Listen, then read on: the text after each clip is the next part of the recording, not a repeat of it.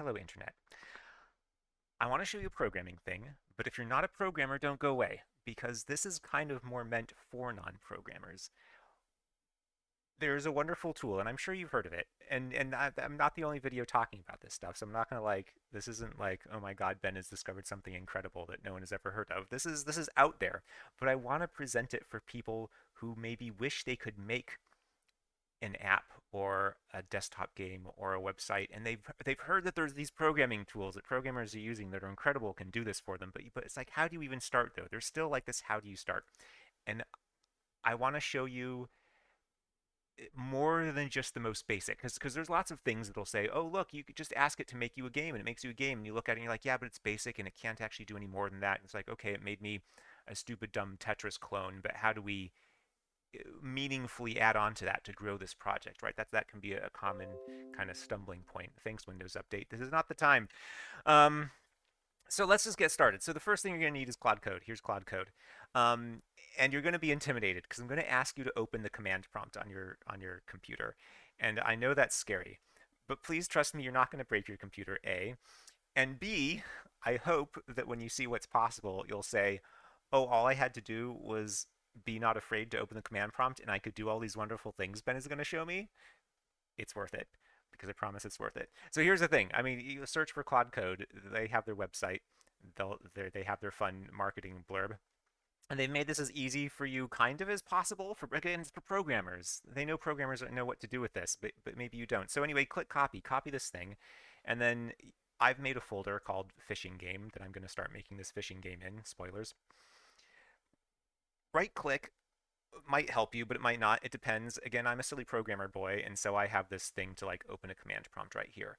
It's probably not going to show for you depending on how your computer is set up, but if you hold down Shift and right click, you should get an open PowerShell window here, open command prompt here, something like that. And if it's not Shift click, because I don't know, does Windows 11 do it differently? I can never remember. I bounce between Windows 10 and 11 all the time. You can see I'm still on 10. Try alt click, try control, and again, right click, shift, right click. I'm pretty sure that's going to do it, and you open a PowerShell window here. I happen to have PowerShell 7 installed, so I'm going to, but it doesn't matter. It doesn't matter. I promise it doesn't matter. And now we're going to paste in that thing from Cloud Code.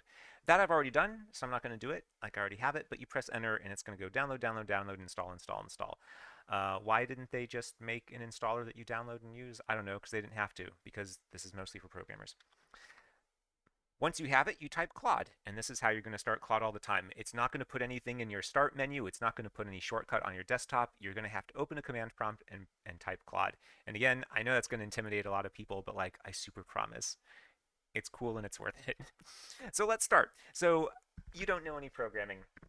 I know a little bit of programming, and I happen to know C Sharp. So I'm going to ask it a prompt that I wouldn't recommend to you, but it's because I want to look at the thing that it's doing, and I'm already set up. So for you, I would say like, I want to make a fishing game. We're just talking. This is like any of the LLM tools, Chat GPT, whatever that you've used. You go to the website, you start talking, right? That's what we're doing. It's just in a funny, to lots of people, a command prompt. Why are we here?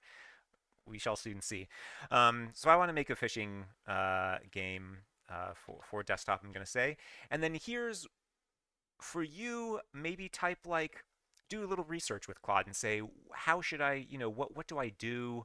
I know I need like a programming thing, but I don't know what would be really, really easy to set up. Ask it and see what it says and do a little bit of research. For me, I already have a thing installed called the .NET Software Development Kit, and I'm going to use C Sharp. So I'm going to add in this prompt. I'm going to do a little shortcut and say, I want to make it in C Sharp. I have the .NET SDK 10.0 installed.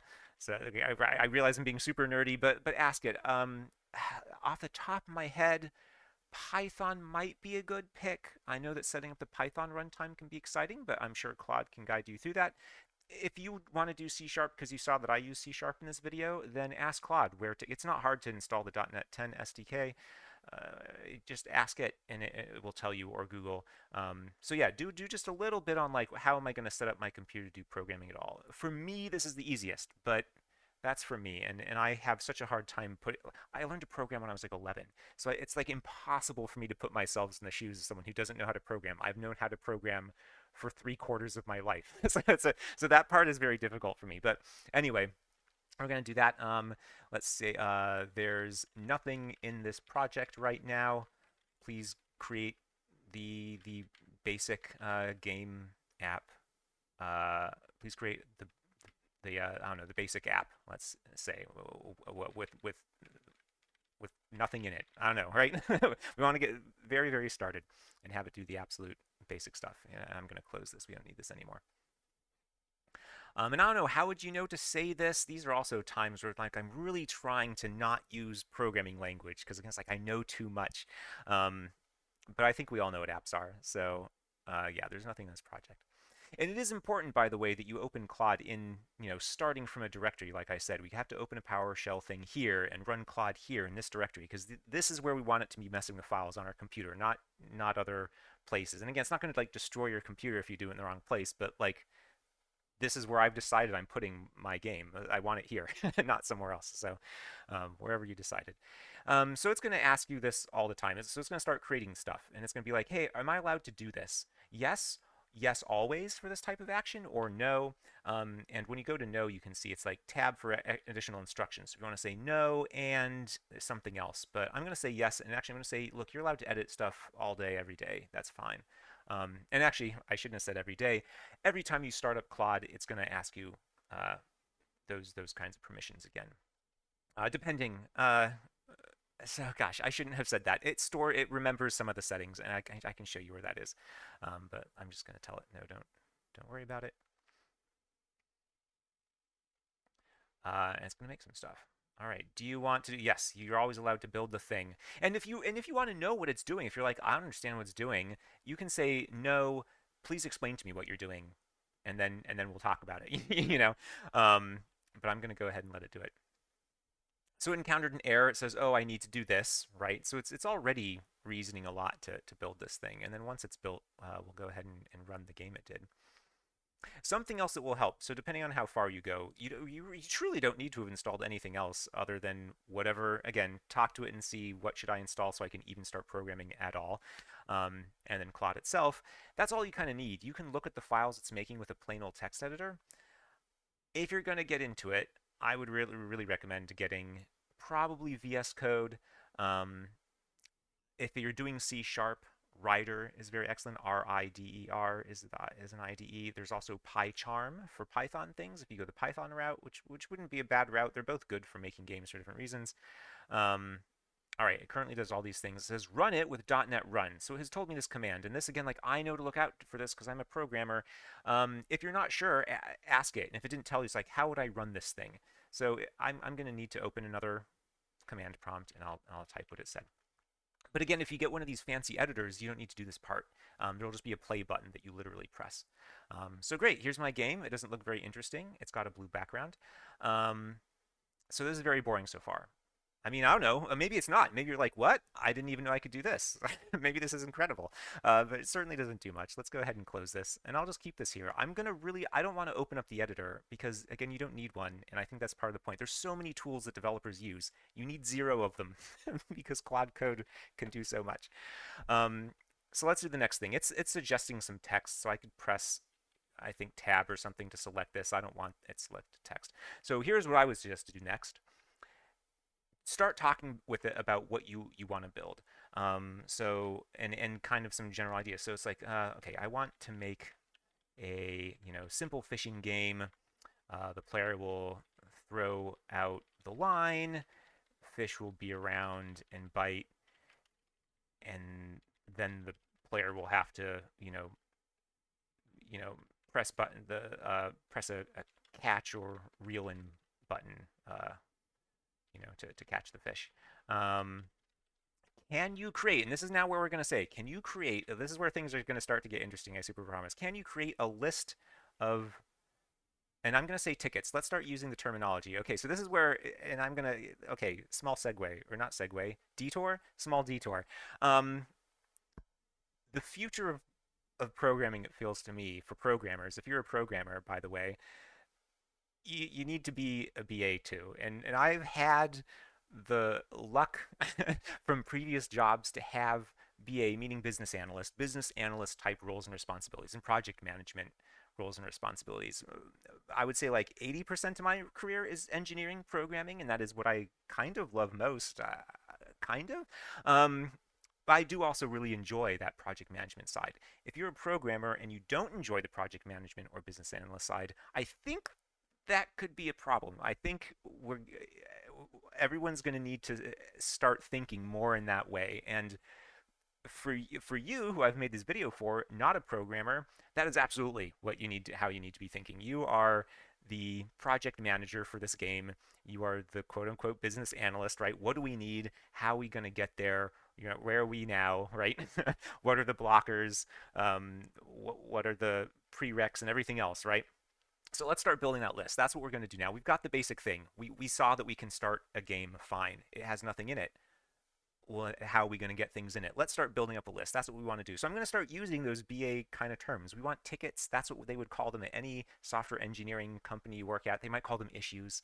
Issues, tickets, whatever. Claude will understand both. I'm going to use the word ticket. That's the word that I don't know. I don't remember if it's the one I learned first or just the job where I was doing it the most, and that's for whatever reason that's the word that my brain prefers. But use whatever you want if you've heard one and like it better.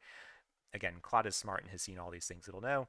Smart in air quotes. I don't know. How do we describe these things? It's very complicated. So anyway, please create a document with a list of tickets uh, in the docs folder in a new docs folder. Okay, so let's see what it does. It's going to create a to-do list. Great. So this is kind of, I don't know, I should have like broken this up into more discrete steps. Step one, we made an application. Okay, and we've all seen that we can do this. There's tools online that'll brag like, make the snake game really easily. That's kind of step, well, we didn't even kind of do that part. So maybe this was step 1.5. Next step though is now we're switching project manager role. Let's start making a list. And this is, I feel like, is where things start to change, and you'll see the loop emerge, and then you can start automating this loop. And if you want to skip ahead, people have been going nuts about the Ralph Wiggum method of creating software with AI online. So if you just want to Google for that and skip this video, go for it. So let's check out the docs it made. It made a markdown file. Markdown, by the way, if you're not a programmer, super popular quote unquote language for styling documents. I happen to have a markdown editor. You don't need one, and this one is nice and it'll show me both.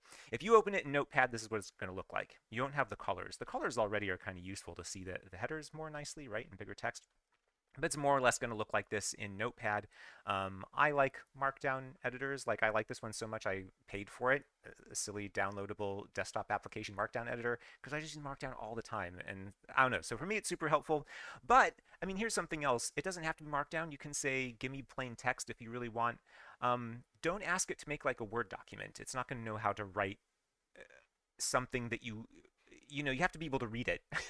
And this is why it's so great for code, right? It needs to be generally human readable. Maybe not to you as a human, you specifically, but some humans know how to read Markdown and make sense of it intuitively. Some humans know how to read code and make sense of it intuitively. No human looks at the raw bytes in a Word file and makes sense of them. So, right, with language, it needs to be something capturable by language. So Markdown is really great format for that reason. If you wanted HTML, you could say make it. I mean, let's try it. Make this into make the to-do list into a simple HTML document, please. Let's just say keep the Markdown though. For reasons, I'm going to keep the Markdown. I mean, you could ask it in another format. If you insist and you just like, I don't get this Markdown thing, I want to open it in my browser or whatever, go for it. Another great thing about Markdown is that it's very minimal. A thing to keep in mind with LLMs is it has to read all this stuff and it kind of keeps it in, it's not really memory. Every time you type a line like I have done to the LLM, you don't just send that line. You send that line and everything else that ever you have conversed about for the session, and we'll talk a little bit about managing that in a sec. And so having a very minimal format like this is great because you're not cluttering its memory. It's weird to think about, but I mean it is in a way human. It exhibits some weird human mistakes and biases too. LLMs are known to be great at seeing the text at the very beginning of the conversation and at the very end, and worse in the middle. And that is a bias that has existed in humans and researched for decades already. I forget what the name of it is, but there is a list-ish bias in human brains. That's also how humans work. So it seems to be something to me. I'm like, ooh, that's an interesting quality of just language that just seems to fall out naturally from language, that the middle gets lost. So you don't want to make your context window is what they call it in LLM land, and maybe you've heard that term before. You don't want the context to get super huge, and HTML just has more text, so you're bloating that context faster. But I can open this, and we can see. I mean, it made it pretty. It's incredible, but all this prettiness costs something. I mean, we can look at if we in or was it Control U? Yeah, here's the source code, right? So it's much larger just to keep all the stuff related to tasks, and every time you ask it to update and look at the task list, it also has to look at all this, and you're just going to slow it down in the long run, make it less performant. Not slow it down exactly in the time sense, possibly that too, but more than that, just like its understanding. It's going to get confused more often. It's going to start to perform worse more quickly. So you don't want to bloat it up with stuff like this. It's like, yes, this looks beautiful, um, but the markdown is going to be better. So I'm going to delete this. We're going to keep it as markdown. And I'm going to clear. So here's the other thing. We're done making tickets, let's say. I mean, I should probably review what it's done. And when we want to clear its context because we're ready to start a new conceptual task, a wonderful advantage that LLMs have that I so badly wish humans had is you can just say, forget whatever you've been thinking about, right? Whatever's on your brain, which I don't know, maybe that has a negative connotation like some anxiety, but just like anything, if you just watched an impactful movie and then someone's like, are we going grocery shopping? You're like, hold on, I got to think about this movie. Can we talk about this for a sec? Whatever or just context switching is a known problem in jobs. That's probably a better example, right? It's like, I was just working on this and now you're asking me to work on that. Wait, hold on, I still have that past thing in my brain. Not a problem for LLMs. You just say clear and you've removed that context with a slash. It's / clear. Wipe it from its memory. It doesn't exist anymore. And now we can just ask it to work on a ticket. So we have all these lovely tickets now. Create a game state system to handle different phases of gameplay. Sounds good to me. Uh, and actually, I'm very happy as a programmer who has made many games to see it suggest this, because that's a great architectural decision that probably would not be appreciated by non-programmers. And maybe you would even skip this. I don't know. But let's ask it to do that. So um, please look at the tickets in docs tickets.md and work on ticket number 1. And here's, I'm going to recommend some other stuff. And this is leading up to, I said I should have broken this into steps, and we did maybe step 1/2 earlier. This is step 1. We're building to step 2. So this is a conscious thing. I want to ask it specifically, if you have any questions about the ticket, or if anything is unclear, ambiguous or contradictory, please ask before beginning implementation, I will say. So let's do that. And I want this. This is an important step. And it's important in real life development too. I mean, it's very funny isn't exactly the right word, but we're really just treating it like you would treat a team of developers. You have written, the business analyst has written a bunch of tickets, and then developers, if they don't get something, they're supposed to go back. Don't make assumptions. Go back to the BA and be like, you said this, but it doesn't really make sense because of that other thing. Can you tell me what you really wanted here? Help me figure this out. We really want to make sure that Claude does this. And it might know to do this a little bit already because, again, it has read a lot about how companies and organizations work. But I really want to put it in its brain because we're going to see how to automate this. And I want to really nail down, this is how this is our process. I really want to make sure we've got a good process. That's what it's about. So excellent. So this is demonstrating a little tool they've got. You can navigate. I'm using the arrow keys right now to navigate through these. It has this like questionnaire tool built in that it can do this with. So let's start with architecture. Which architecture approach would you prefer for the game state? Enum based, recommended, a state pattern. I love a state pattern personally, but I would say if you don't know programming and you don't know better, go for its recommended choice. Something else you could do is there's always this type something option. And sometimes they'll even have like yes, no, and that's it. And you're like, I want to type more. You can press, it'll tell you when you select, it'll be like press tab to add more context or whatever. In this scenario, I guess they've given me an explicit type something option. So they're not telling me that I can do that or need to do that. So anyway, if you weren't sure and you're like, I don't get it, wow, I don't even know what you mean by enum Ben knows because he's a programmer for a bajillion years. Um, but maybe you don't know, and you could ask it, what's the difference? Um, let's do that again. I should be pretending like I'm not a programmer. So yeah, I'm not much of a programmer and don't know what enums are. Um, can you tell me more about the difference?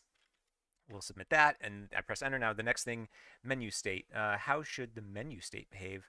Press space to begin, or a placeholder. UI comes later. Sure, let's just go with a simple start prompt. That works for me. And let's submit the answers. And we'll go back and forth doing these questions a little bit. So I'm curious to see actually what it's going to say about why we should do one or the other. So no problem. Let me explain. An enum is a list of named options. Think of it like a drop-down menu with fixed choices. I'm sorry. I'm thinking too programming. I mean, yes, this is very true, but I'm worrying about what that might suggest about the option. Anyway, the game has one variable tracking which state am I in right now. All the code lives in one or two files. It's easy to read and understand. You can see the whole flow in one place. Trade-off: if the game grows very large, it can get messy. Yes, and this is why I would never choose this option. But I agree for something super simple. But I really, and maybe this is something to put in your prompt too, is like if you're intending to make something bigger, I guess it depends on what you're looking to make. Like I don't know. I don't know what real people want to make. I know that my friends sometimes are like, you should make X. I have had this idea. It's like, well, you don't have to ask me anymore. Not that I'm saying I don't enjoy the conversations, because I do. But like now you can ask Claude, and depending on the size of the thing, like, is your idea something that you might work on for a year? You might want to convey that to Claude to be like, it's important that, we're going to scale nicely over time and it's not going to get messy. Or is it something that you're like, yeah, this is just like a super quick thing. I mean, you can write these. It doesn't have, right? We're making a silly fishing game that's going to run locally, but for you, maybe you want to like look up the weather online and then based on that use some other service to do whatever. Whatever. You could piece together things, and maybe you're just making a little script to glue some things together, and you're like, it's fine. I don't need, this isn't something that I'm going to work on for years and it's going to get bigger or whatever. Even months, I would say it's worth thinking about, kind of the maintainability of the code that's made. So I'm going to ask it to do the state pattern. This is probably overkill here. Maybe I'm too used to it. You know what? Let's say though I'm not a programmer and it says this is recommended. Let's just go with the recommended thing. You can always refactor, which to use more programming terms, you can refactor later. And that might be worth doing occasionally, by the way, is ask the AI, it's like, can you please look at this code and see if anything looks like inefficient? Are we repeating ourselves too much? I've noticed Claude is pretty good about like not. I don't know. I was happy to see that it said some repetition is okay because some developers get like really like you can't repeat yourself ever in code. It's like no, you can. Anyway, we're getting into too many programming details. It's making code. Wonderful. Look at all this code it's writing. What does it do? Who can say? I'm not even going to look at it. I'm not a programmer. Let's pretend for this video. I don't know what it's doing. Let's just see. Well, while we wait, though, it would be nice to. Oh, actually, while we wait, here's something else. I can type while it's thinking, working, whatever, which is great.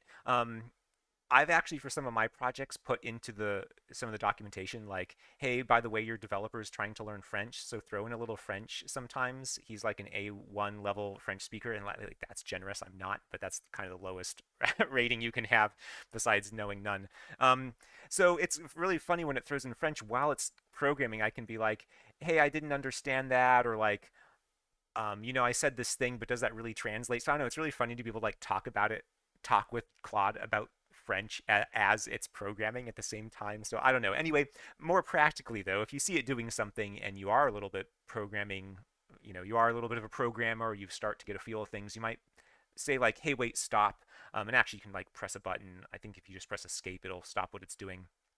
And then you can say, oh, actually do this or do that. So that's just another thing to keep in mind. I feel like that's not how a lot of the online web things work. You can't type anything while it's thinking, but with Cloud Code you can, and that's just a useful feature to be aware of. So it did some stuff.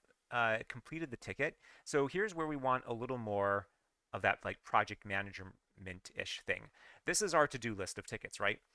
This one's done, but it's still in our ticket list. So let's do the next thing that we want to do. We want some organization. So please create a new folder within Docs for storing completed tickets. Remove ticket number 1 from the tickets MD file and create a file just for that ticket within this new folder. I'll say folder. I was going to say directory because again, I don't know. I'm used to calling them directories, but whatever. Look, see, it's running a command called make directory. All right. So again, we've got to think projecty. We want to manage our project. We want our project to be well organized. How are we gonna, right? We don't. You could ask it to like put the word done in here or something, or put a checkbox. So I shouldn't mess with the file. Yeah, reload content. Yeah, that's another good thing about this editor is it notices things like that. That's like, oh, the file changed out from under you. Um, so great, it's going to do that. And this is kind of concludes what I would call this. Okay, we've done step 1 now. And I was sorry, I should run the game. Let's see that it did it. Um, sorry, I also need to test its work, right? Like, did you actually do what we said? So let's see what we got. Doesn't look like maybe it didn't build it. Do I need to .NET build? What if you don't know to do that? Um, you would ask it. It's like, I don't see anything. What's wrong? I should have done that. I'm sorry. Well, I'm still not seeing anything. I forget. Oh, sorry. We only set up the architecture. I thought we did any kind of fishing. What a boring task. We didn't even get to look at anything. Um, okay, great.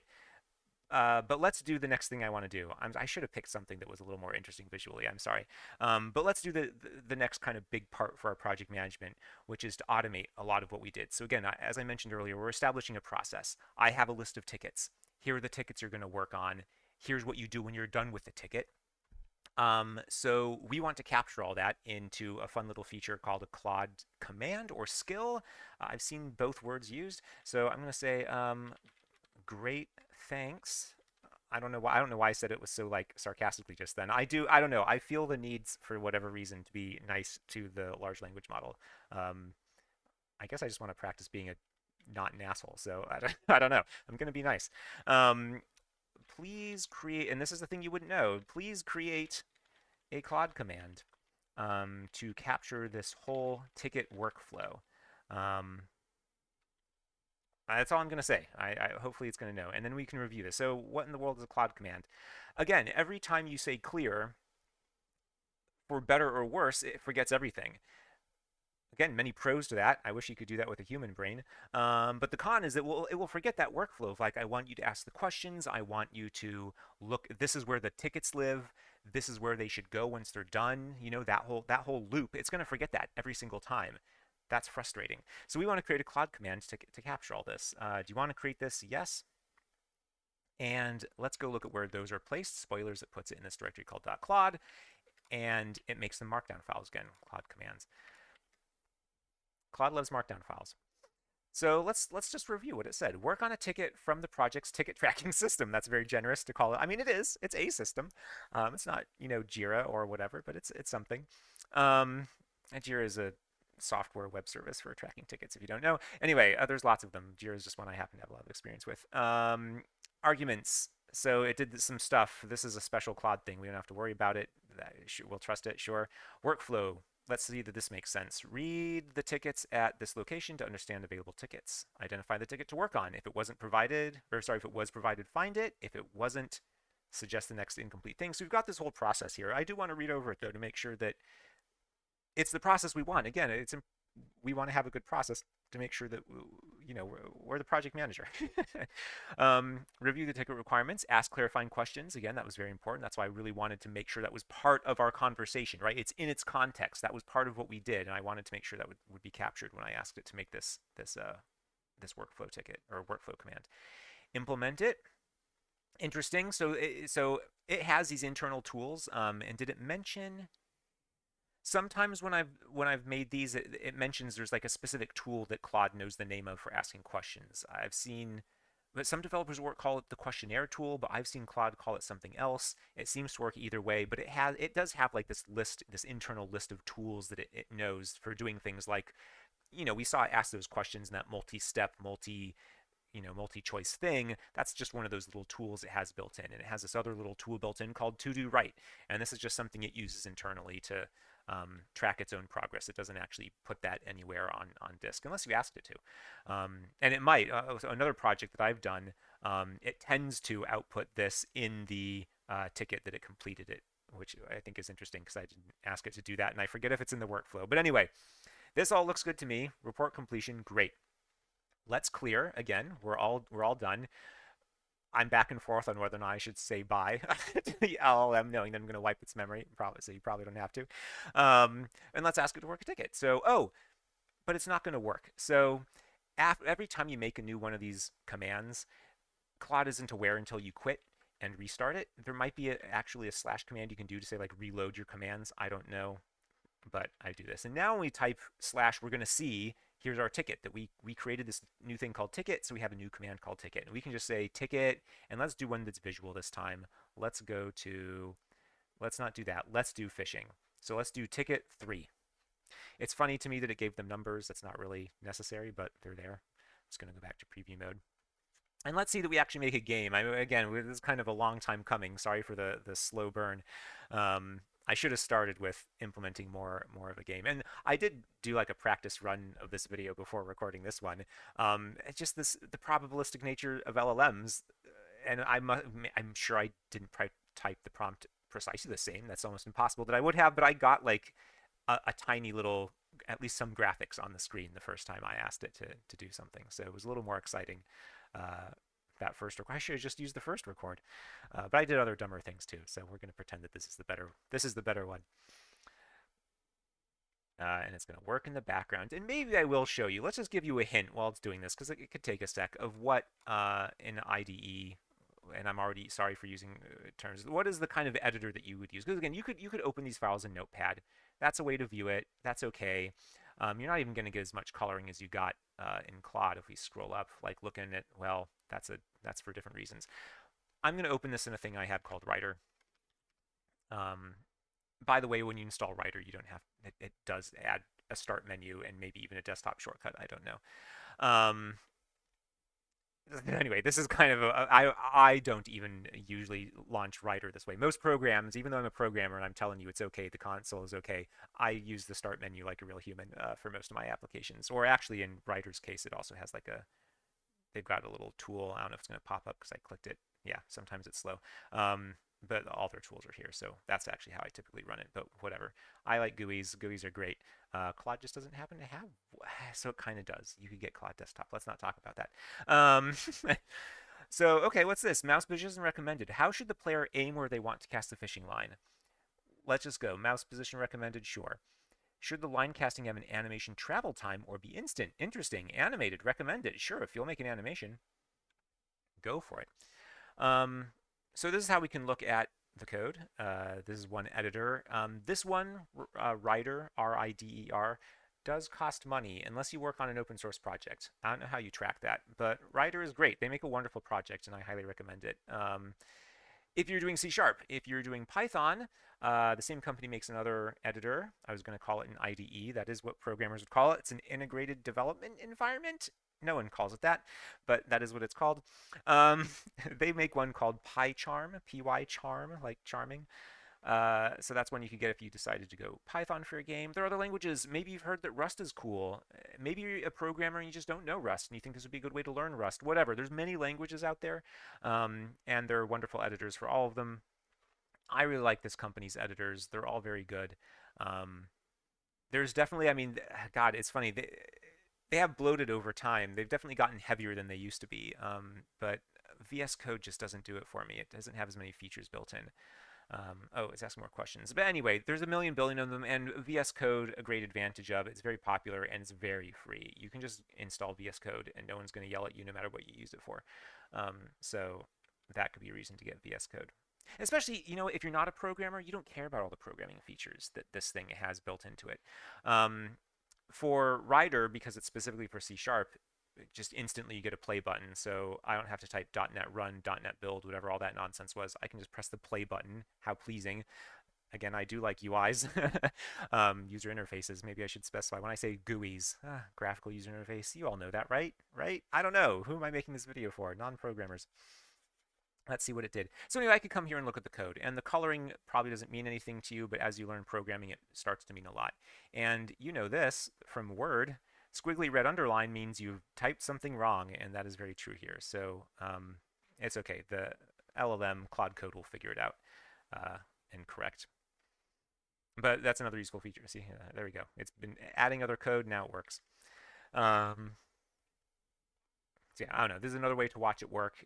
There's also, if you do use these editors, there's often Claude Code plugins. So that is another way you could launch the thing.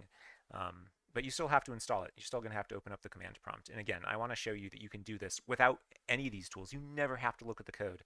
And you can still do this. I feel like that was a big point I wanted to make with this video. Um, so anyway, it's taken a little bit, but we did ask it to do a lot, so maybe that's fair enough. Another little project management tip, I suppose, a business analyst tip. You want your tickets to be relatively small. Keep it to something, right? For humans, it's so funny because this has always been true. A lot of these best practices that have always been true for humans, I feel like now that we have AIs, it's like becoming doubly true because everyone's like, well, we got to use the AI stuff, so we have to be as convenient for the AI as possible. It's like, well, why weren't you convenient as possible for me, the human worker who's been doing this stuff? But for whatever, I mean, I get it. It's fine. Um, but anyway, so pro tip: whether you're writing tickets for humans or for LLMs, it needs to be something that's small and can be easily kept in the context window of a human brain or an LLM, whatever. Um, so make it a small, easy ticket. Where possible. I mean, some things are just going to be big. Some things are going to be teeny, teeny, tiny, and that's okay too. Um, and you'll get a feel for it. I mean, as a business analyst with humans, you'd get a feel for it because you would have potentially worse outcomes. I don't know. It's interesting. It's weird for me to think how well will you learn good BA PM practices by doing this with an AI versus with real humans. I mean, it's different when you're solo. Everything you're never going to learn things great when just doing it yourself versus working on a team. Um, I mean, depending on what you want to do. If you never want to work on your on a team, I guess it doesn't matter. You can learn whatever you want. Um, but anyway, hopefully that makes sense. I'm rambling a little bit, partially to fill time. But let's see. It looks like it says it was done. All right, so now it says done. It churned for 4 minutes. It's funny. It likes to use funny words. I don't know if you saw. It'll be like, I'm zigzagging, or I don't know. It says silly stuff. But let's run this. I think it probably built it. So the build compiled successfully, and we know from earlier we can do .NET run. Again, I'm doing C#. If you're doing Python, it'd be a different command you ran. Hopefully it would tell you. If not, you would type. So let's press space. Whoa! It threw out a little thing. So what does it do? Brown fishing rod on the left side, dark blue water, white fishing line, red bobber hook place, rectangle. I mean, the rectangle is not that interesting. And I can click also. But I have to click in the water. Okay. Um, so that's great. Let me see what the ticket was. Player presses a button to cast a line, line travels, lands the location, visual interpretation. Great. We're going to clear this now. Everything is looking good. And then we're going to say ticket. And actually, I think we saw that if we don't specify, it should ask us. But I could also look here. I feel like I would like to do fish in the water. Fish spawning. Yeah, so like maybe this would be a good thing to work on next. Ooh, but it recommends something else. Based on your tickets file, the next ticket in the implementation order is 10, the scene layout. Let me suggest this to you. Sky on top, water on the bottom. Interesting. So we already have these things. So this was my bad job, and this is my fault, project manager. I didn't review all these tickets. I should have looked at the tickets. We already have 10. Um, what game framework engine is this project using? Okay, let's do something else. Let's demonstrate another feature. It doesn't know enough. Claude Code has a feature built in called init, which we will run. And init looks through your code base and figures out what in the world it is, and then puts the documentation for that somewhere for Claude to easily find. I'm sorry I should have told you about this sooner, and I hope you didn't abandon the video before this point. Um, but this is a very useful command. I mean, you have to have something right in the beginning, so it's really good on an old project where you have a lot of stuff already set up, and it'll just go through your code and find all the kind of what are the sort of patterns that you use commonly, whatever. By which I mean, you know what that means. Yeah, that's programming lingo, and not. It's also just normal human lingo. Um, it'll just see how you generally do things and document them, and it picks up pretty well on like what are the important defining features, what aren't, blah blah blah. It figures that stuff out, and again, it's going to produce a markdown file, very human readable. We'll take a look, and we'll see that it looks good to us. I am going through some of that stuff much more hastily than I would recommend. Like you should look at what it produced and tweak it. You can either tweak it manually or you can discuss it with Claude and be like, oh, you didn't see this other system. Or if it's a big code base that already has a lot going on, this one is so small, there's not going to be a whole lot. But you can discuss it with Claude and prod it to look at other things, or you can just correct it yourself, however you want to do it. It's going to do some things, sure, find stuff. It's interesting. Their init command looks a bit scripted. Yeah, it knows to look for other things. So Cursor is a popular editor that has AI stuff built in. So it's like, oh, I'm going to look for, have they previously used Cursor and told that LLM anything about, that application anything about, yeah, LLM is not quite the right word there. But anyway, right, has the user given instructions to other tools like me? I'm going to go find those because those are probably useful for me. Me, Claude, the LLM thing. Um, so anyway, I've just noticed that in the past and thought it was interesting to see. It's like, okay, I see what you're doing, right? It's kind of like when you start up a new internet browser and it's like, do you want to import all your bookmarks? Right? It's like that kind of thing. This video is going to end up so long. We're already at 40 minutes. How exciting. Let's see what it comes up with. So yeah, I don't know. Again, just seeing it ask those kinds of questions reminded me. It's like, what do you mean you don't know what the code base? You didn't look at the code base at all. You should have looked at the code base. Well, my fault. I didn't do the Claude init step because we had nothing to init from at the beginning. I kind of wonder what would it do if you're in an empty directory and you said init. I don't even know what it would find. Would it complain and say there's nothing here? All right, so build commands. It knows these things. Fun. It's a 2D fishing game built with monogame. Currently in early prototype stage. It's interesting. Fun. I mean, interesting. So because I mean, this is like such a funny detail. That's like, is this key? It's like, well, when the application is this tiny, yes, this is a key. These are key properties. But in an application any larger than this would not be key. You can, by the way, rerun init, and it is built to be rerun. It'll look and update the Claude file. So that's worth doing. But I mean, this is appropriate for what we've got right now. So we like that. Let's clear. You've done your task. New task. Reset your memory. I wanted to do ticket number 6 because ticket number 6 says that it spawns fish, as I recall. Let's spawn some fish. That'll make our game a little more interesting. Um, I don't know. You know what? At this point, I would say if you're like, oh God, I get the point and I can run with this. You were probably already at that point like 15 minutes ago if you've been watching this so far. Um, Maybe you're off and away, and maybe you feel happy going off and away, trusting that we can do more. I mean, it's kind of weird that all we have is a rectangle and a couple rectangles and a line.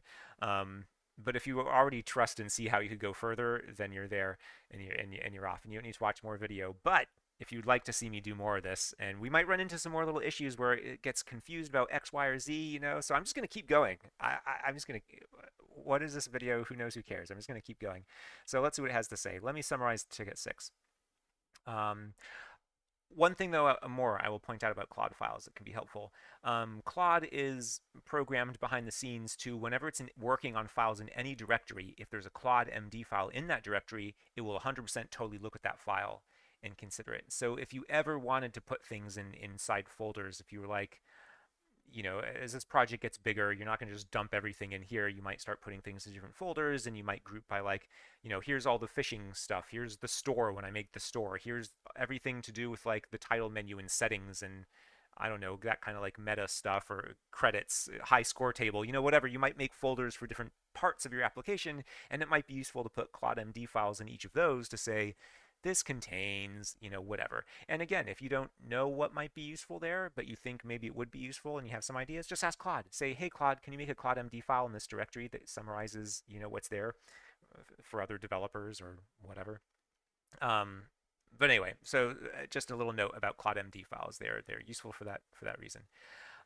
So the ticket says off screen should fish spawn only from the left and right edges, or also from the top bottom. Okay, so let me know their preferences on these points, or I can proceed with sensible defaults. Fish from left to right, spawn every 2 to 3 seconds, simple ellipse, basic properties. Yeah, okay, your defaults seem sensible to me too. Go for it. And again, I'm always a little casual. I don't know why. Uh, it's just how I am. Some jobs love it, some jobs don't. I've definitely worked places where they were like, Ben, you need to be a little more quote unquote professional. And then the job now where I like talk to my boss, like, I've heard from previous jobs that he's like, no, I hate that corporate speak. Just be yourself. It's like, oh, thank God. That's so much easier for me. Thank you. I'm glad I got the record straight with my boss. He's like, I really appreciate that about the great, great. So anyway, that's coming through in how I talk to the LLM. We're gonna be a little casual. Yeah, and then hopefully we'll have anything that resembles a game more so than we had before. Again, I don't know what my again, I'm hoping that at some point, what is the goal of this video? I keep saying, what is the point of this video? The point of this video is I love making things. And anyone can make things. It's always been true. If you wanted to learn how to program, you can learn to program. Some people are like, oh, I just can't get it. I don't have the brain for it. I've never believed that that's true. There is a variety in brain skills, but a lot more is down to practice. Like I think math is a great example. A lot of people think I'm like I must be good at math because I'm a programmer. You don't need like any math for programming. You need barely any. If you can add and subtract and divide, you can do 90%. And then you go talk to the people like the stocks people and you're like, "Tell me about standard deviations." I hated calculus and I did terribly at calculus in college. It's like it doesn't matter because you ask the experts. And now we have Claude as the expert. So anyway, the point is, I think, is like I don't know math very well, but I can program. I mean, I know math. I know better than a lot of people. I know a lot of trig because trig happens to be useful for game design, and I don't know. But it can all be trained. It's just how much do you do it? It can all be learned. Unless you've got a real special brain, I believe that anyone can learn programming. Um, so anyway, I've always thought anyone can program. Anyone can learn to make things if they want to. Um, but there are hurdles, right? And the hurdles have just gotten less and less over time. When I was programming as a kid, the hurdles were much higher than they were 15 years ago, 10 years ago, 5 years ago. Now it's today. It's always easier than ever. It's really easier than ever. We have these incredible LLMs. Again, you don't even have to look at the code. Um, what is this? If not exist, sure. Don't ask me again. That's funny. If that's interesting that it isn't sure if that completed. I mean, I get it. It's being efficient in a way. Um, Although it ended up finding out that it can't run the command that way, which is very funny.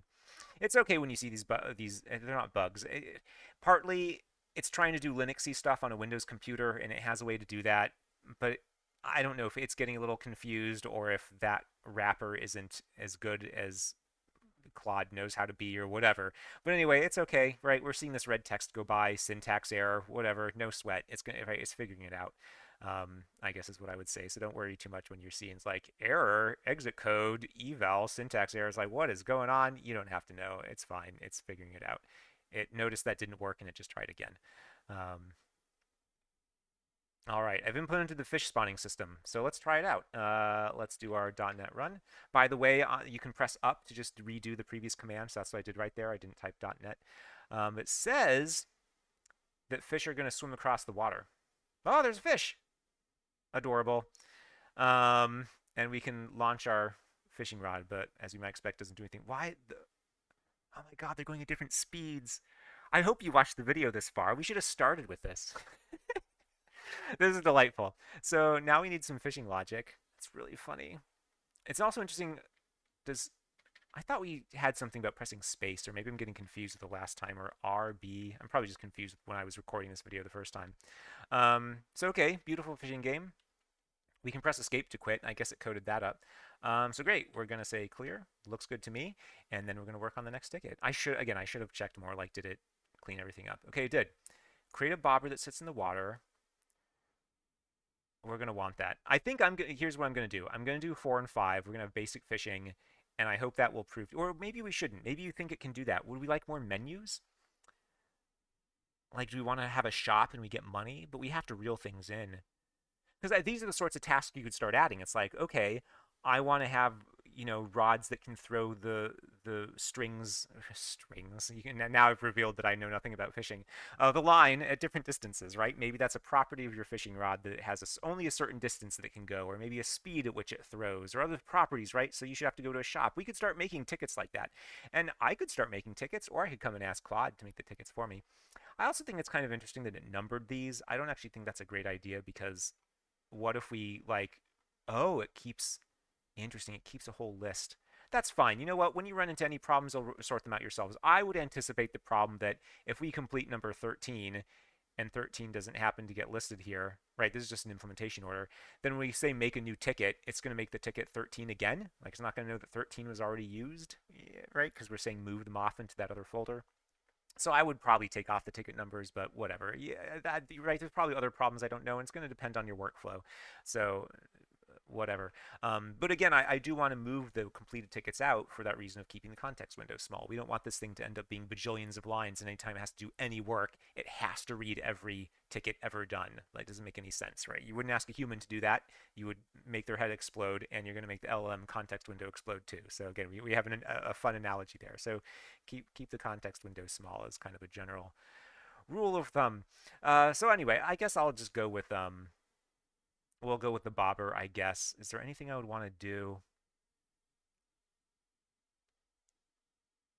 Maybe I won't have a bobber. It already sits in the water. So let's do this. Remove ticket number 4 from the ticket list.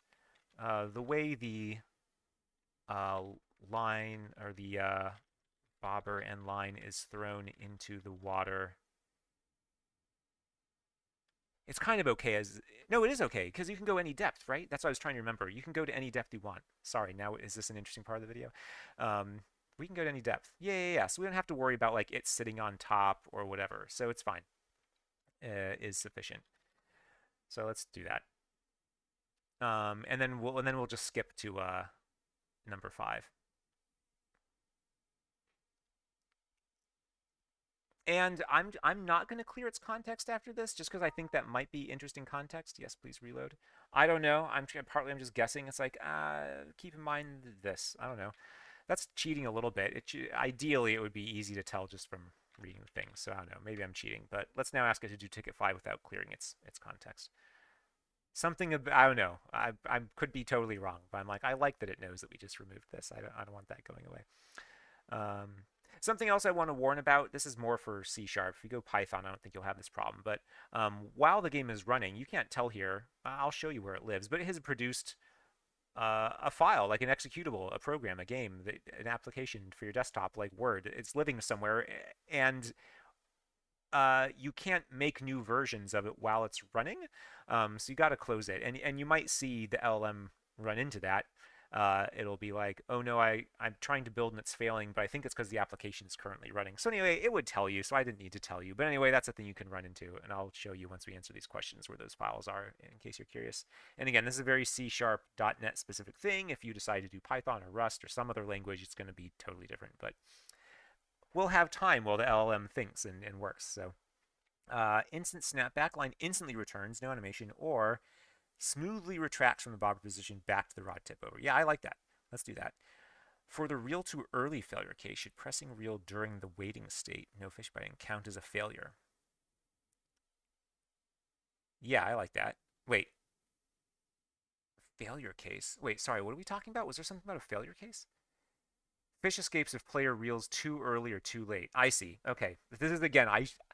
You gotta actually read the tickets that, that you wrote down. If you have any hope that the AI is going to do what you want, then you better know what you want. I didn't read these. I was just like, just do it for the demonstration purposes of the video, and we're seeing how that's causing problems. So let this be a lesson. Read the tickets you write, so you know what in the world you're talking about. I'm a bad BA. I don't even know what my tickets are.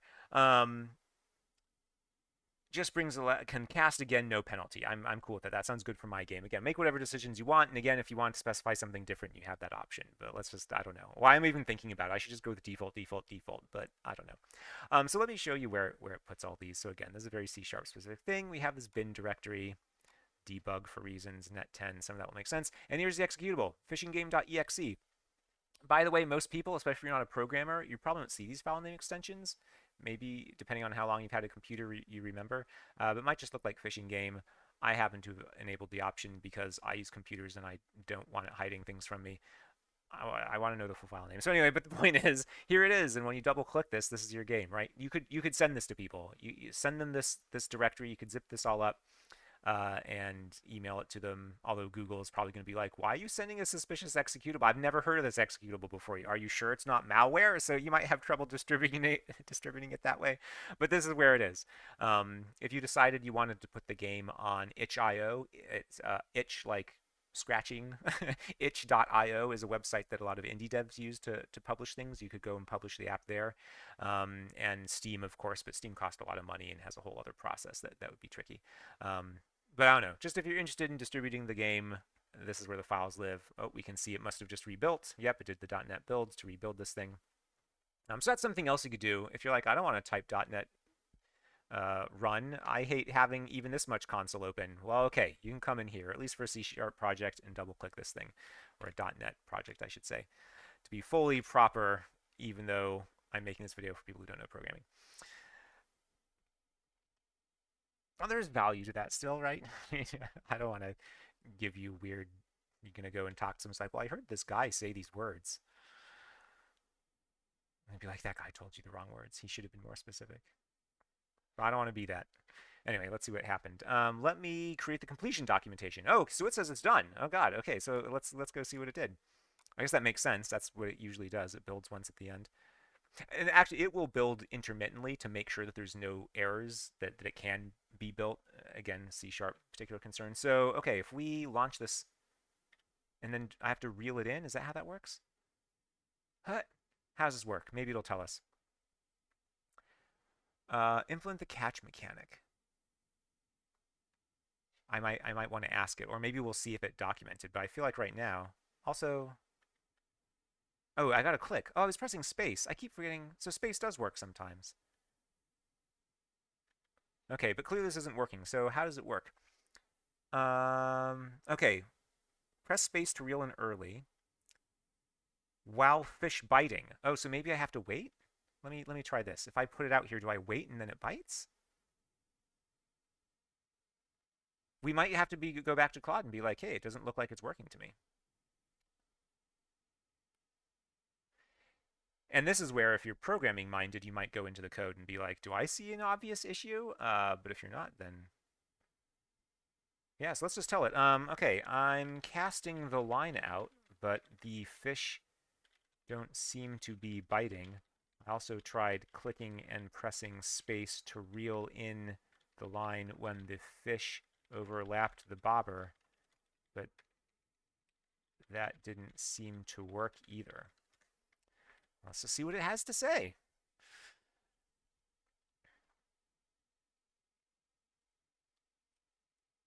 The reel too late failure case relies on ticket 8. Okay, that's expected. The fish biting behavior isn't implemented yet. Okay, currently fish just swim across the screen without interacting with the bobber. Looking at tickets, tickets 7 and 8 handle this.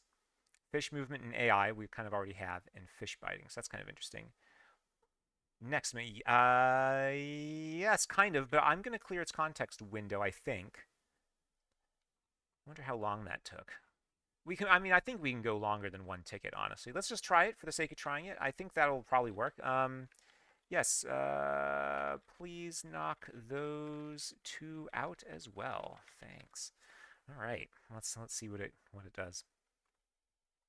I think also, since I do have for my other project I'm working on, I have it talk to me in French sometimes. It is more useful to be a little casual because then there's more excuses, like throw in little bits of silly French that to practice. So I don't know. It's all working. That's not why I am this casual, though. I'd be this casual with the AI regardless.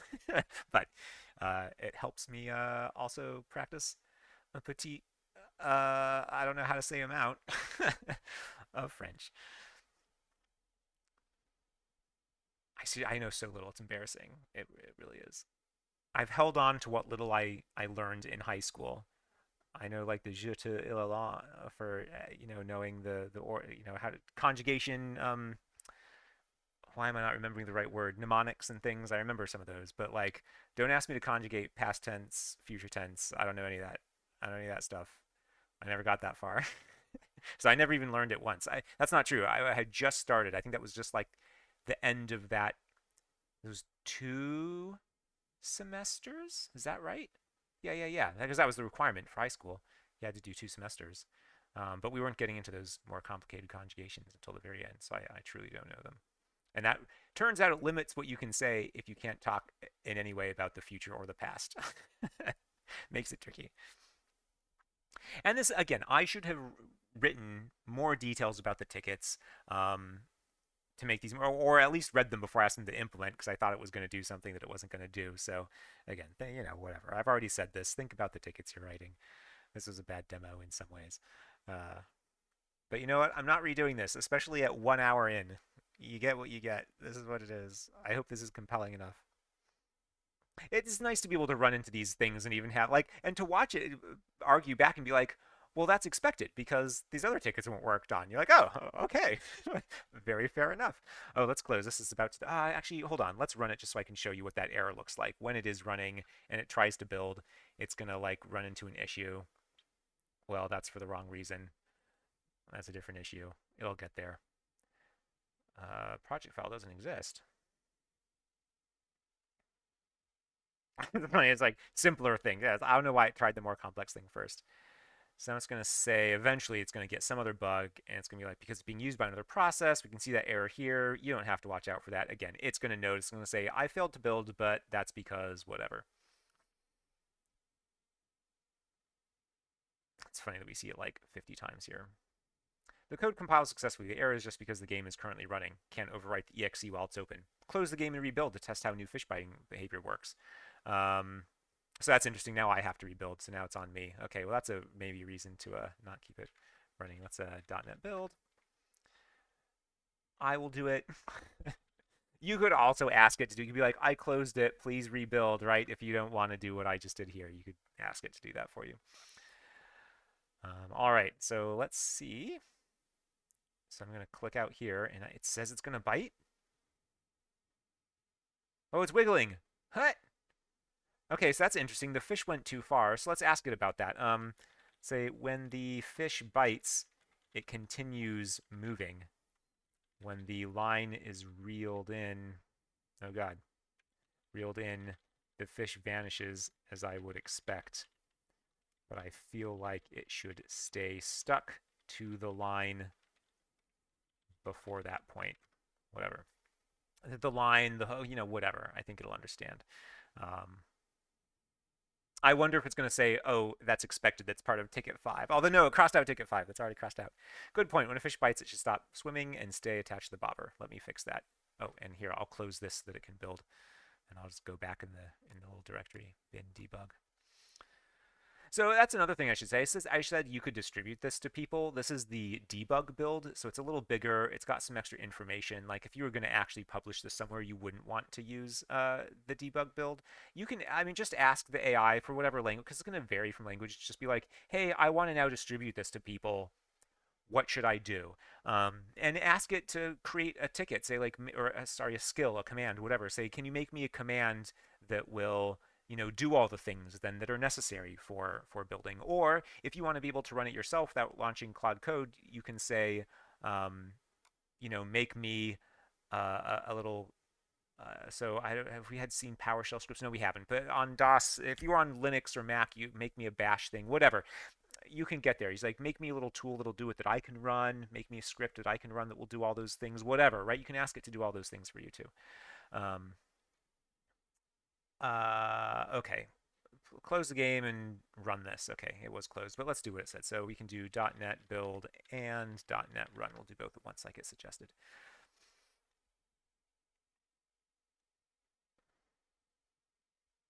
All right, so let's see that the fish gets stuck on the line. All right, boop. And now I can, and do they escape eventually? Yeah, he escaped. He was, I missed it. Okay, let's try this fish. Yeah, reel him in. Oh, I didn't think he was going to do that. I thought he was going to vanish. Oh, he didn't bite. Why aren't you biting? That one bought. Was this one just not want to bite? Hmm. Maybe you found a bug with some other fish. Maybe it has to be like there's a mouth position that's more important. Like maybe I was aiming for his eye on accident. Oh, he did bite. Okay. I mean, if we don't like it, we can discuss with the AI and be like, how come it's not always catching? Maybe there was a built-in chance. I don't remember. Well, this is great. We're catching fish. So, okay, is this enough video? I'm at an hour and 3 minutes. I'm at an hour. I'm going to say this is another video. I hope you get the point. Like, I would at this point probably just like delete all this and it's like, okay, let's make my own tasks. And I would honestly just discuss it with Claude. I'm not going to write this in myself. I mean, I could, but I'll just discuss it with the AI because I don't know. That's like I don't know. It's more useful for me. Do whatever you want to do. If it makes sense, you're just like, oh, I'm ready to start writing tickets. I love the idea of that. That's what I'm going to do. I don't want to talk to the AI. I just want them to do it. For me, I would love to talk to it's like, hey, I don't know. I'd like that more brainstormy, like, let's just talk about this kind of approach, and it can then write the tickets for me, and I'll review. I'm happy to do that, or do them one at a time or whatever. But I would probably do something like, let's do. Um, I want to get points every time I catch the fish, or maybe I save the fish and then I have to go to a fish shop and then I sell, I turn in all the fish for money and then I use the money to buy, whatever you want to add. Obviously, it's easy to start asking for those things, and these graphics aren't great, but we can work on that too. And I should talk about that. How would you make more graphics? What if you don't like these graphics? It's still running. That's a great question. So Claude can't make graphics for you. You could make graphics with some tools online, but you're going to need to get those into your game. And depending on what you're using, there's different ways to do that.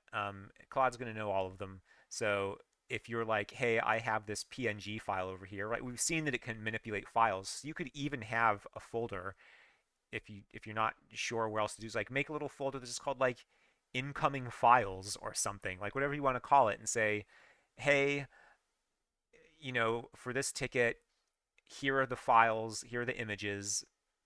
I need them to be loaded up properly. In fact, let's try it out. Let's do it. I'm gonna launch a kind of silly old graphics tool called Fireworks that I bought forever ago. Let's use that and let's draw our own fish. Um, and I want to allow it to be colored. And actually, it should feel free to resize them. So yeah, let's do all this. That's the wrong dimensions. Why would I think it was going to be that? Yeah, too many tools. Let's do, I don't know, 100, 300. Maybe those are good base dimensions for a fish. Sure. And I'm going to draw a fish. Um, this is my beautiful fish graphic. You might want to get a better one. And I am going to do it all white. And the reason is because I know that it can tint graphics. I'll do a little eye on it too. Monogame can tint the graphics. So if I give it a white image, I can say, great, make it now be blue, orange, whatever, kind of like it's doing, right? It's got its random colors already, and I want to preserve that. So that's going to be my fish. And I don't know, do I want to be any extra fun with it and add anything? I don't know, like a gill kind of. Here, there's a fake gill. We'll do a line. I'm going to do that in grayscale because again, I'm going to expect this to color in. Yeah, that's my fish. Great. So let's save this. Let me do this off screen. I don't remember what I've been. Where's it going to put things? Yeah, because I'm working on other projects. I don't want to give those away yet, so I'm doing this off screen. I'm sorry. This is called. I put this in the AI folder. Called it fishing game. All right, so yeah, let's do this. We're gonna call like a. What do we want to call these? Like art assets, maybe, or like these would be like suppose you were working with artists. They're gonna give you a bunch of files and put them somewhere, and you're like, well, we're gonna get those are like the source files. Let's say like source art files, source art assets. I don't know, whatever you want to call them. These aren't meant for going in the game necessarily as is. Maybe not. I think in this case, actually, it is going to be. Um, that's funny. I saw the click happen in the background. Um, you might want to keep those separate, but whatever. Let's put that in there. So now I've got my fish graphic. Wonderful. So yeah, let's try this as a task. So let's clear. Um, I don't have any kind of demo, so let's do like for it to work on like what is the format of a ticket. So let's say please create a new ticket. Now let me make sure this is saved.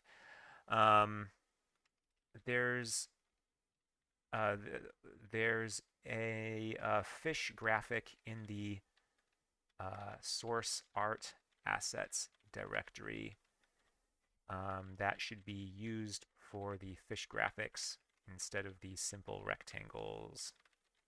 They are now. The image is white, so can be tinted using monogame, or so can be tinted. Let's just say that. Again, I'm being too specific. What do you know about the different engine? I don't know, but let me check existing ticket format. Great, great, great. Search for fish. Interesting. I did find it. Yeah, let's make a new ticket. So this is how I would generally like make tickets one at a time, or maybe a couple at a time, uh, rather than what I did in the beginning of the video. And I've not done this before. I'm really curious to know if it does know how we might. So I see tickets up to 10 are accounted for. I'll add this as ticket 11. Okay, I'm glad it looked. It noticed the numbers. I was afraid it wouldn't do that. See, fine, it works. I've been proven wrong. I'm happy to be so. Replace simple rectangle fish. Okay, let's clear, and now let's ask it to do ticket 11. Let's see what it can do. Hopefully it's going to ask questions because again, it can't see, right? It doesn't know what the things, and I'm surprised at how well it makes UIs given that it has doesn't have vision. And when you use web tools now, it can look at the code. I don't know if that uses any image recognition stuff or if it's really just looking at HTML and figuring it out. I truly don't know. But like when I made that HTML list, we saw how the HTML ticket list. We saw how nice that looked, and part of that is just it knows the properties that people use with rounded corners and things without knowing why necessarily. Although who knows? I'm sure you could ask it why and it would tell you a reason. Whether or not that's what humans do, I don't know. But anyway, it can't see the direction the fish is pointing. Maybe it can parse a PNG. I'm going to guess no. Right, which is what I exported as. So hopefully it asks me what's the orientation of the fish and things like that. But let's see what it asks. Interesting it's doing this. So me knowing how monogame works, I would tell it, hold up, don't do it that way. But we're going to pretend that I don't know. Monogame has this whole like asset pipeline thing for reasons which are good when you want to deploy to something like mobile, or so something else about the technology we've used monogame. It could publish to Switch if that's what you want to do. I think some other things are a little easier to port, but uh, from what I understand, I have not made a Switch game personally. But anyway, part of the pipeline is for reasons like that. It needs to convert these images into things that are appropriate for the platform being published to. So, like on an Android, it's not going to do. I mean, Androids know how to load PNGs, obviously, but for purposes of the executables, there's other formats you use for different platforms. So, their pipeline does that. And I notice it's not using that. So anyway, it doesn't matter for what we're building. And again, I don't know because I'm pretending I don't know programming right now or trying my hardest to pretend that I don't know programming. Add a fish texture. Applies flip horizontally when the fish swims left. It's interesting. Okay, but it is facing left, so it assumed it was going to be facing right, I think is what happened. But let's see. And we can tell it, oops, they're backwards or whatever. Let's see how it comes in. Yeah. I thought that might happen. Um, oh, reel that one in. But they are scaled. That's nice. I don't know why that is kind of. Sometimes the graphic looks like it's doing weird things. Looks like the image is flipped left to right. Um, can you switch the direction in code? I don't know. Also, that's another thing. I don't know why I always phrase it as questions. This is just saying, do this. I've learned. I don't know. I've noticed that now in doing that. I was like, oh, I'm learning something about my speaking style. That's how I would. I don't give a command. I ask a question. There's probably some like version of politeness I picked up somewhere. I don't know. I've lived in many places, and I lived in Virginia for a long time, but not as a kid. But I don't know. People have talked about like the different I don't know different speaking styles in different parts of the country. I've lived in California and Minnesota are where I grew up the most. I would say Minnesota almost more so because California I was just too young. I feel like for some patterns depending, and I wasn't as social. And in Minnesota I like had a group of friends and all these things, so I would have believed that a lot more of my kind of language patterns got baked in at that time. And then I've since lived in Oregon, Virginia, Washington. I'm now in Washington State. So anyway, I don't know. When I see things like that, I wonder. Oh, sorry, it's already done. I started rambling. I just wonder. It's like, did I learn that from where did I live that taught me to speak this way, and where did my parents live, and all those kinds of things. All right. So now, I mean, wonderful. You can see how we're starting to get in graphics. I mean, that's pretty cool. It's able to import those in, hopefully correctly. It's funny to me that the fish don't always bite. I wonder if the offset is like, is it just not quite. I mean, these are things we debug and talk to the AI and be like, I think maybe it's noticing the lure, it's not noticing the lure when it's not down enough or, whatever. I don't know, whatever. We can try to describe the problem. It needs to pick up, needs to be more forgiving. We could just say that. Make the hitbox bigger, whatever you want to say. Well, that one didn't pick up at all. Or again, maybe there's just a chance that doesn't pick up. I don't know. Or maybe I'm not being patient enough. Yeah, maybe it's just further back than I think. Oh, I waited too long. Well, good to see that still works. Anyway, I'm going to stop the video now here well and truly. We're now at an hour 15. But I hope this gives you a sense, again, you don't have to build a silly fishing game. What you want to build might involve, again, doing internet stuff is probably pretty common. I'm sure you can find a service online that will like send you text messages, like anything you can start to piece together. I mean, there's other services for that, like if this then that is a popular web service for combining things in that nature. But maybe some of those tools don't quite do the thing you want, or maybe you do want to make a silly fishing game or something else. Uh, you can start doing that, and ask it to make systems if you know that you want to make um, a game with a lot of dialogue. Start, this is where your kind of project management and business analyst kind of things have to kick in. Where it's like, okay, I know we're going to want a game that has like a whole like dialogue system. So let's design the dialogue system, and you can talk about that with Claude. Be like, hey, I'm going to want a dialogue system. What are some features you think I'm going to need? Look at the current code base. What do we have already? You can do that kind of stuff, and then say, okay, we're going to make this little conversation dialogue system. Here's what the features that are going to be required for the game. All that stuff. Okay, break it into tickets for me, right? So when you start getting into bigger stuff like that, then I think the power starts to show as well. And again, Claude is super capable of all those things, even if I didn't mention it. So anyway, I guess I'm saying you don't need to program, but you do need to know how to PM or BA, right? Project management or business analyst, to use them as verbs. You need to know those things. And if you can do those things, then Claude will be your programmer for you. One other thing I guess I should say about Claude Code and all these other tools is that they are not free. A basic subscription with Claude Code is $20.